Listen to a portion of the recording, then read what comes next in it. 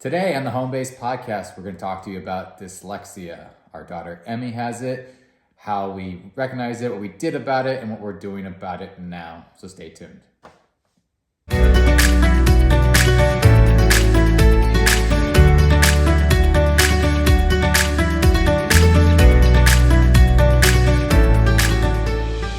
Welcome to the Home Base Podcast. My name is Damien.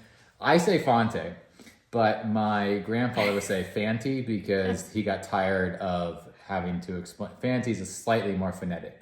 Yes, and my name is also Fonte. Yeah. But my first name is Jenna. Yeah, but to me, And I have the same initials as Damien's mother and father. Well, you didn't have to say that. Fanti sounds a little more like Fanny if you say it fast. So then I don't like it. Fonte is more dignified.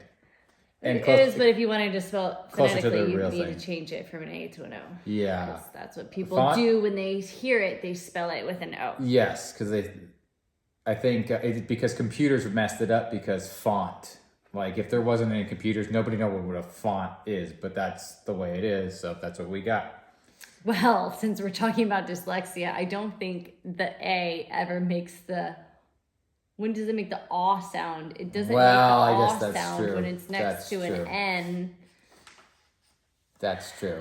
Well, we were talking about, before we get into dyslexia, we were just talking about this because our son Micah has some health issues. But so there's some research that's going to be needed to do around that. Of course, Jenna's going to do it. So here, I had his theory. Okay. I don't know if it's a real thing. Yeah. Maybe it's like a hunter-gatherer thing. Like the gatherer in women is the researcher. I don't know if hunter-gatherer refers to men as hunters and women as gatherers. The women weren't the hunters. Is that what it is? Yeah, or the women is weren't the like hunters. All conclusive, like hunter-gatherer, that's how we ate. Well, it is, but the women were the gatherers, the men were the hunters. All right, okay. Yeah. So women gather information. Well, I mean, maybe, but is I that think true? that I don't it's know. just a personality thing. I believe that there are men who definitely have, input in their top 10 like I do. Maybe. I feel like I'm a little off center. Am I in the shot? You were when I looked before. Okay, well. So, but I usually do it wrong. So, I don't know. You put yourself in the middle. So is there anything else you want to talk about before we get into this, honey? I'm just a little bit, I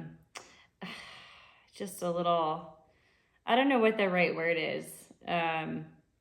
Not distressed or overwhelmed, but just like, what's the word for that?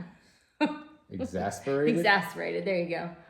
Or exhausted? I did sign up for Wordly, which is a vocabulary program that I haven't really started yet to increase my vocabulary because yours is definitely better than mine. But I'm a little exasperated because with Micah, it's like... I don't know if mine's necessarily better than yours, but I do have trouble learning meanings of words, and it bothers me, so then I have to look it up like 1,000 times before it sticks in my head. Oh, I wouldn't say I have that particular issue.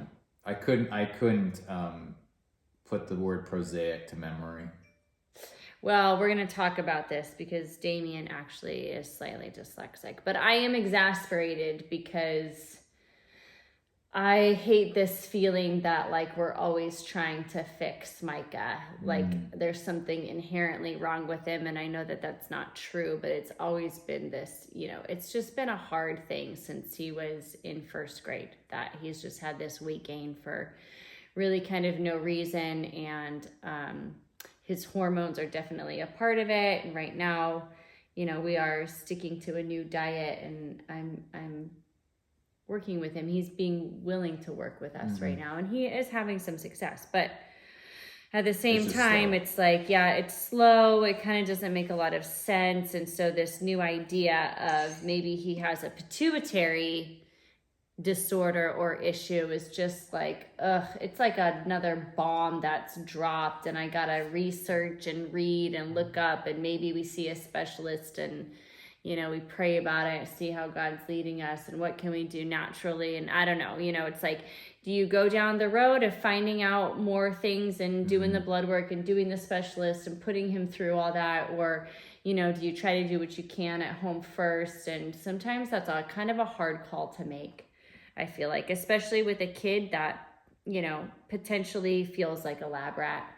And so it's something that weighs on me a lot. It's hard for me. Yeah, and there's always that fear of like something more severe to be wrong, and it's a lot. It's always a lot as a parent in those situations. I think that I guess because we're putting this out to people, like I guess the message would be to like you at least do what you can, do something. The worst thing to do is stick your head in the sand. Right, exactly. So and you have to weigh it out, because we know that I can go down rabbit holes and I like to jump on the next thing. And so it's kind of my nature to like, okay, now let's go find out this other thing. And sometimes, honestly, it's just a big waste of time and money. And and stressful. And so you have to, for someone who really like throws themselves into research and medicine and health, like at a certain point you have to restrain yourself a little bit and know when is it to go after it and when is it to pull back, because it's just can be all consuming sometimes. That's how I feel about myself. But I think the main thing is to listen to your intuition, to meditate on it, to pray about it, and then see where God leads you, because that's ultimately that's how we found out Emmy has dyslexia. It's a good segue. So we will just do the same thing with Micah. Yeah. I think before we start, like if you're watching, you notice the setups are a little different. So we're trying to hone this in. We were standing for a little bit, and that I felt like that was a little less conversational. It was a little more like we're teaching, which I didn't want this to be that way. I wanted it to be a little more like we're having a conversation. Feel the information comes across better that way, and then it's a little more interesting rather than when I stand, I'm jacked, like it's just gonna come at you. It's a different approach. So that to say that's similar to like all things. You have to just try and see what happens, and then you make adjustments along the way. This is the experimental rocket ship. That's the experimental rocket ship, which is life. Right. So when Emmy was on her experimental rocket ship, well, it's not true. It's ongoing. Okay, so what is dyslexia? Okay, so what is dyslexia? So dyslexia, I didn't realize I was going to be like giving a definition, but basically it's the inability to... Well, I come with the questions, you have the answer. Yeah, and that's how life works. That's how it goes. Yeah. It's the inability to perform in reading at a level that your IQ is at. That's the basic definition. That's not always true. Like there are some children who have low IQs that are dyslexic, but basically the definition of dyslexia is this inability to read even though your IQ is high. So you're not meeting your standards that you should be meeting. So when COVID was going on and we were working at doing remote learning, that's what they called it, right? Sure, yes. Yeah. The joke. Right. The big yes. joke. Yeah. Learning. Useless. So, and then we would transition to homeschool. Emmy was having trouble reading. Emmy was having trouble, and so we thought most of it was because it was on Zoom. Yeah.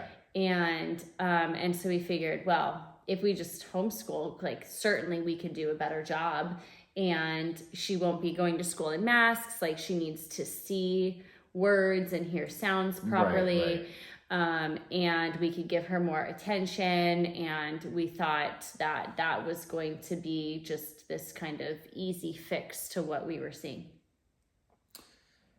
When we were working with her at home, part of it was the reading program. I will say, the reading program we started with wasn't as good. Right. The reading program now is much better. Right. What's the name of it? So what we use now is called All About Reading. All About Reading, which is an Orton Gillingham based program, which is one of the most recommended for children who have dyslexia. But it did take us 3 different programs until we found this one. And so I would say to someone whose child is dyslexic, or maybe they don't know and your child's having trouble reading, to not be afraid to try out different problems and ask for programs and ask for resources. So we were having a lot of tears with her. It was a lot of, she just couldn't quite do things. I wouldn't say she was getting frustrated. We were getting frustrated. There wasn't something that was clicking. No, she would forget sounds. She would learn sounds and she'd forget sounds. She'd start putting sounds in words that those letters weren't there. Well, she still does that. She still does that. And she takes them out and for where they are supposed to be, and she'll flip sounds, she'll flip letters.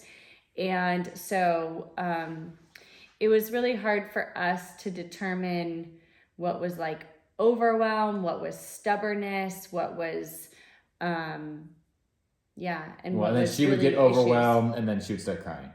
Right. And then that's like the point of no return, but you homeschool, so you don't want to like say, okay, every time you cry, we're not going to do school. I mean, that doesn't set the standard that you want to set in your homeschooled environment. So maybe that's what I should do, because if I throw a fit, you'll just send me to our room and then I can just stay here the rest of the night and not deal with the kids. Okay, so one time that happened. One time I got upset because Damien was like yelling at Emmy, and I was like, that whole mama bear thing came out, and Emmy was maybe 3 or 4 or something. She was really little. Maybe she was probably 4, maybe she was 5, but and I asked Damien to take a break in our room. I probably didn't say it very nicely, and it had a stern tone of voice, and I was trying to just stop what was happening. And Emmy, like, it is ingrained in her stinking little brain. And she even brought it up today. She likes to do that. She likes to I remember that one time you got sent to your room. That's why mommy's the boss, because she can send daddy to his room. And I keep telling her, like, mommy, shouldn't have done that. Like, that was a one-time thing. But, like, it is stuck in her brain. But anyway, some of the things too with her was, I think sometimes there's this question of how early can kids learn to read, and to be patient with that. And although I think that that's true. I just want to make sure it's on the right settings. I'm always nervous. It's one button. Keep going. Like for example, Aston is in the middle of 1st grade, and he's just about reading. Like, he's reading, but it's not fluent. He said the ottle day, he's like something I can't read. I said, what are you talking about? I read with you every day. You can read. He can read, but he doesn't have the confidence yet. Yeah. He's not like picking up books all the time. He's getting there though. Like, he can read. It's just kind of slow. And so I think there is something to be said to, like, I have to stop saying, like, to be patient with your child and go according to their timetable. But at the same time, the signs of dyslexia are as early as kindergarten. Well, so what did you feel with Emmy that was happening that prompted you to call in? Well, I'm not going to answer that question. I'm going to answer a different question. So the question you would have asked is, well, what things was Emmy... You don't have to get your paper. It's just what I want to answer. Oh. Is what was Emmy doing in kindergarten that we missed? Which I didn't realize we were missing until... It's not a question on my sheet. No, I didn't realize we were missing it until we do read prepare. About dyslexia. Anybody who's listening, we do prepare. We do. So one of the two things, I guess, that we missed, that we thought was just kindergarten, like, Micah was a faster learner about reading than Emmy was, and so we thought maybe Emmy was just going to take a little bit longer. Yeah, Micah's a little more ahead, she's a little behind. Yeah. So there were 2 things. One was she had a really hard time memorizing words. She had a really hard time with the sight words. Because, we would do sight words every day. We do sight words every day, and at school, and they had a chart, and she had to point to them, and it would take her a really long time, and she would get really frustrated, and we would get frustrated, and we didn't realize that that was an early sign. And the other sign was she hated to read. So she'll be read too. She likes to be read too, but she hates to read. And so a child or an adult who like hates to read, probably there's a good indication that they may have some elements of dyslexia. Yeah, and what I found for myself talking, because now Emmy's, we'll kind of go ahead and come back. Emmy's with a reading specialist right now, and she has been for 15 months, roughly. And so I've talked to her here or there, and one day she was like, well, yeah, because dyslexia is hereditary. Mm-hmm. She said something like, well, yeah, because one of you probably, I've talked to one of you and he has some traits. And I went, well, I think the only person you've talked about is me. So it's me. And I just learned to cope with it, and it's very light. Yeah. Now I haven't been formally diagnosed, but I don't like to read. I don't like to read. Reading to me is hard work. I can do it, but it's harder work than it should be, especially for somebody who's like I'm not stupid. I'm fairly intelligent, and my reading comprehension's probably not as good. Like I won't process things, concepts, or pull things out like maybe the first go through, because I'm just trying to like get through it. Obviously, I went through high school and college college I didn't get such great grades, but I still got through, and in high school I was in all honors and AP classes. There is one thing that I do. So if you look at the Disney logo where it says Disney, the D is kind of swirly. Well, my whole life until I was maybe 18 or 19, I could never see the D, because I would kind of see it more like on the left half of it, like a musical note. And if you check this out and sort of ignore the other part of it. And it wasn't until later that I realized I was seeing it backwards. I was seeing it not backwards, but sort of interpreting it wrong. To see, right? Yeah. And because I literally couldn't get it, and then I started to see it like the D that it is. Mm-hmm. But I grew up not seeing it that way, so intentionally I tell myself now to see it the old way. Yeah, because you're weird. Because I'm weird. Yeah. And if you look at the Disney name, you probably will look at it and go, I don't know how you can see it two ways, but I can see it two ways. But that is a super common thing. So kids with dyslexia do have a very hard time with certain fonts. Mm. And we have found that to be true with Emmy. Oh, that's a problem. Oh, that's really loud. So anyway, so one of the reasons why it throws you off. It does. We got Emmy diagnosed was basically we had gone through a year of homeschooling. So she came home during COVID. She was, that was the second half of kinder. Then we homeschooled for all of first grade. And we picked another reading program, and we still were having the same difficulty. She still was crying every day. We were not making any progress, barely any progress. No, she wasn't reading. So then Jenna decided I forget who you reached out to. And then we ended up... I just started thinking, or I had this prompting that what if there's something else going on? And so I brought it up to you. What if? Maybe we should get her diagnosed. What if? So we did our own. If you're in public school, so one of the things is in school, because there's more than one student, and some kids learn at different rates, but instead of it getting diagnosed in kindergarten or first grade, which would be probably more appropriate, right? A lot of times it's not caught until they're in third grade. children are very good at hiding it. So some children can memorize very well. So they will memorize the words, or they'll find ways to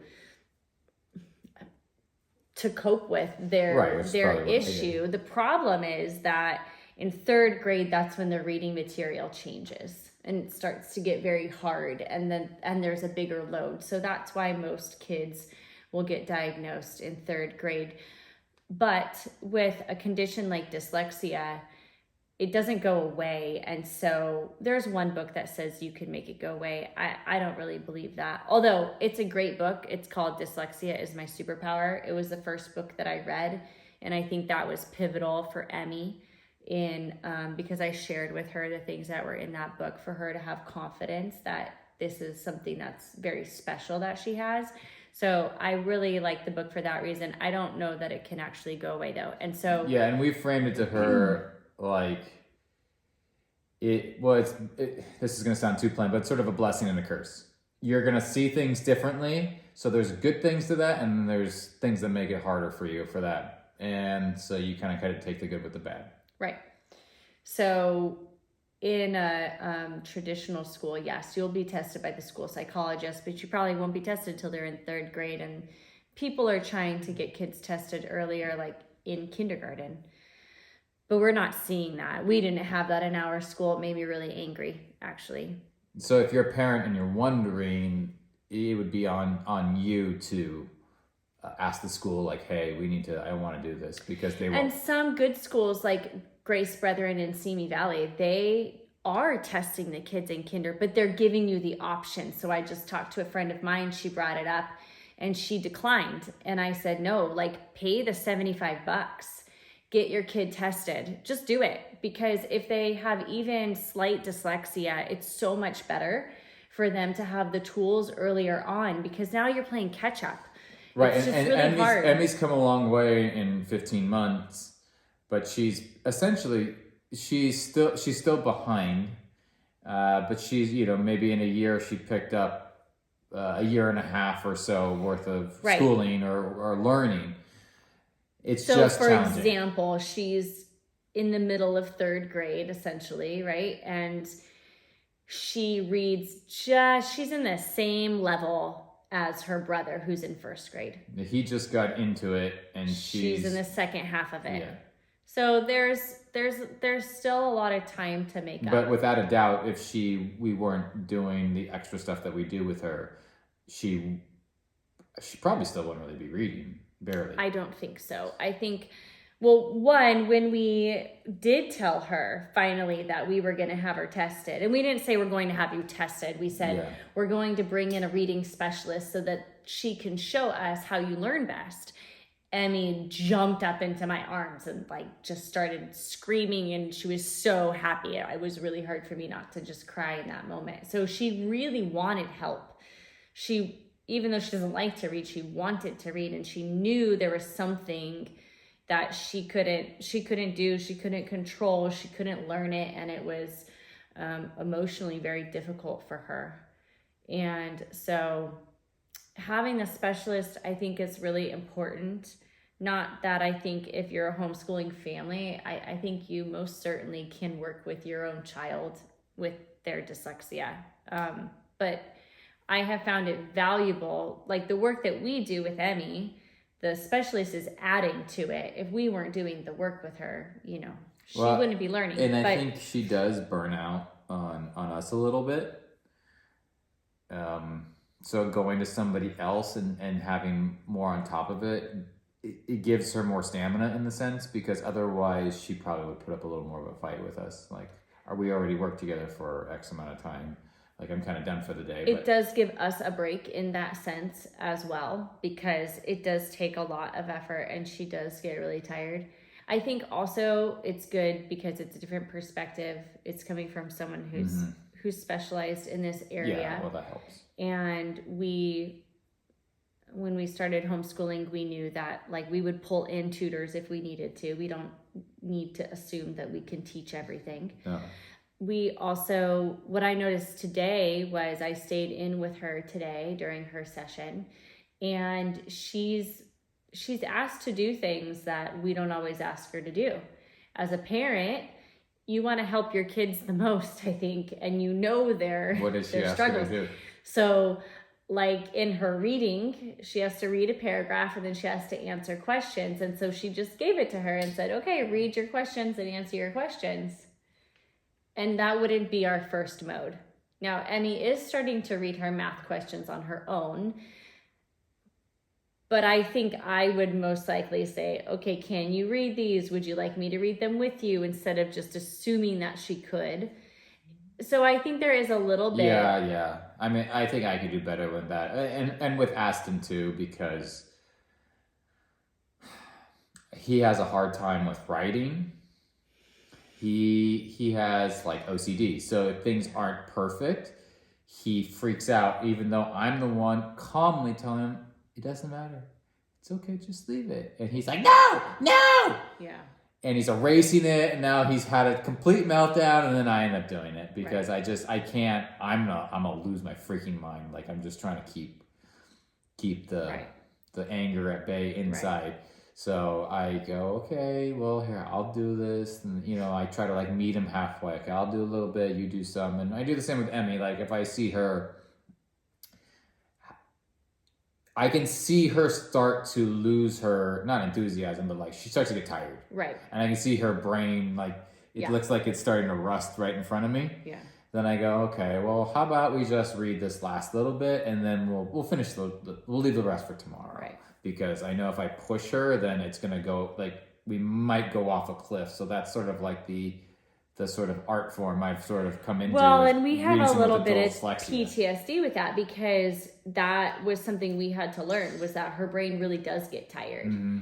And so we both, I'm sure, pushed her too much at times when we shouldn't have. And so we had to... Like, we can push her a little bit, so I try to, like, push her a little bit, but not, like, overly so, like, and it not be like, no, I know you can do it, just basically suck it up. Right. It's like, okay, you know, let's say there's 4 things to do on the next page, and she, you know, well, every time they go, oh, it's so long, and I'm like, it's really not that long. It's the same sentence like 3 times. Right. For it. But I go, okay, how about we just do 2 out of the 4? Then they just think psychologically it's less, and then she'll do them. We have good quality work for those 2 rather than kicking and screaming for 4. I mean, I'm just making stuff up. I don't know the numbers, but, and then I feel like that's a more productive session rather than trying to just get through the work. Like, let's get good quality, and then also let's love each other when we're done. What's kind of funny, I just thought, it was like the dyslexic parent is teaching the dyslexic child how to read. Oh, we always said I've never been formally diagnosed, and I only have mild at worst. But yeah, that's how it goes. And I actually, she likes it better. Maybe because I understand her. Maybe now, but you did fight with her a lot and had less patience with her. I did. I think the diagnosis, it did help me. Yes, that's what I was gonna say. It helped us. It helped.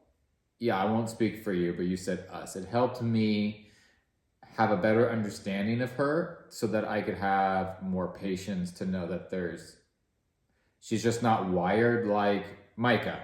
Right.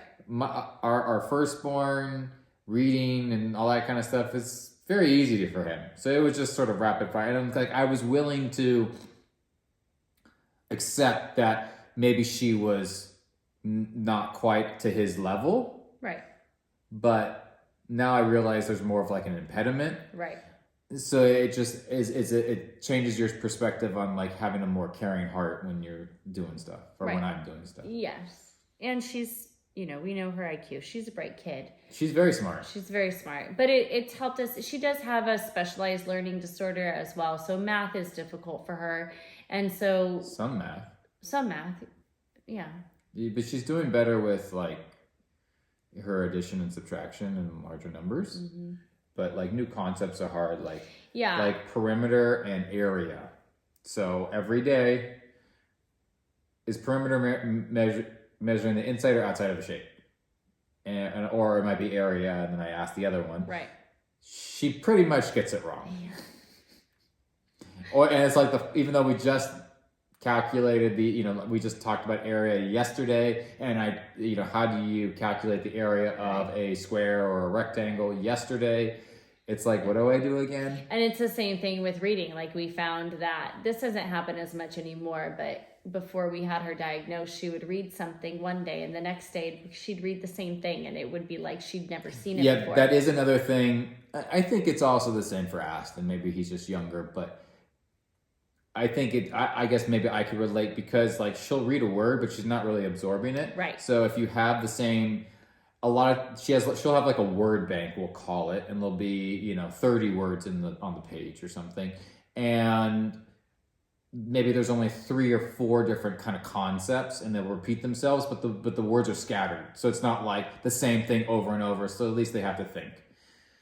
Well, she'll read 2 words ago, she'll read something and it'll be the same concept, just with one letter switched, and then she'll be like, I've never seen this before, what is it? And that's not what she says, that's her attitude. Yeah. And it's like, well, you literally just read it. Right. And it doesn't quite click. So she has a little trouble with some of those kinds of things. Memorizing is she has very to hard memorize for a her. lot of stuff for her taekwondo. They have to do philosophy, and that's challenging for her. She has a little bit of a challenge with memorization. Yeah, so we've learned some things along the way a little bit. So, well, one, if you think your child has a reading issue, go get them tested, either in your school or privately. It's expensive, just FYI. So if you could do it in your school, it's better. It's better.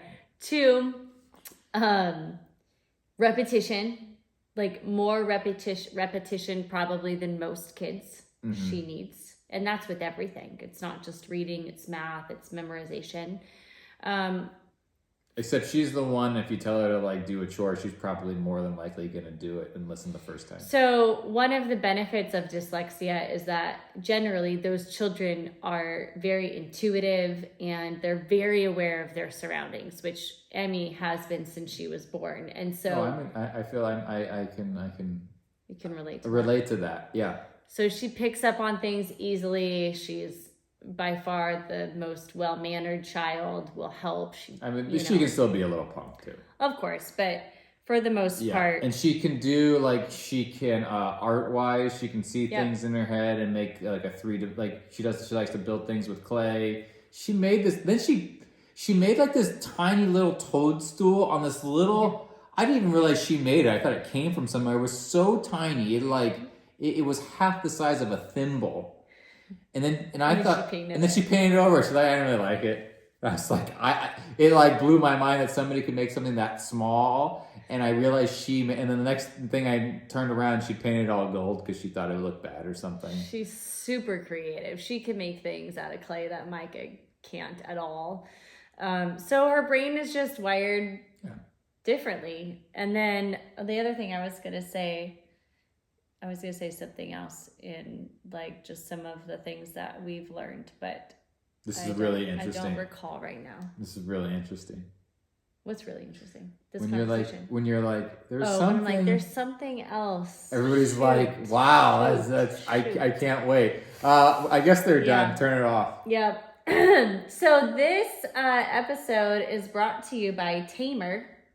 Tamer is a digestive blend that doTERRA has that's specifically created for children, although adults can use it as well.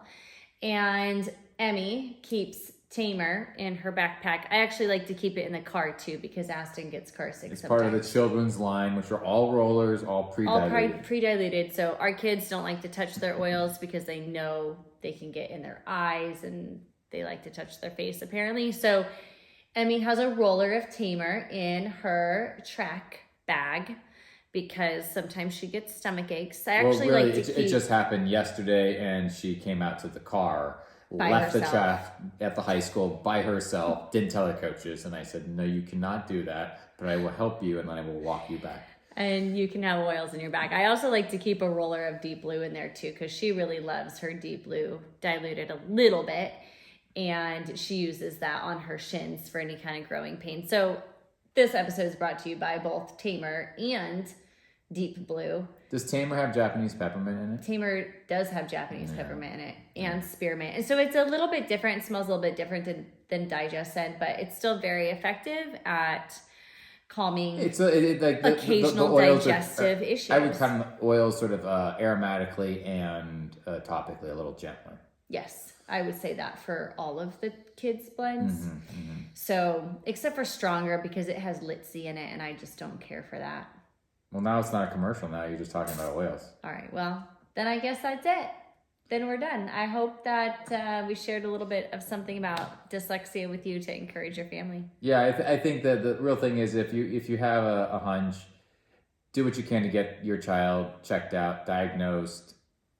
Even though it may be something you don't want to hear, in the long run, you guys will both be happier for it. You don't want to have like fights or or just butting heads with school or teachers.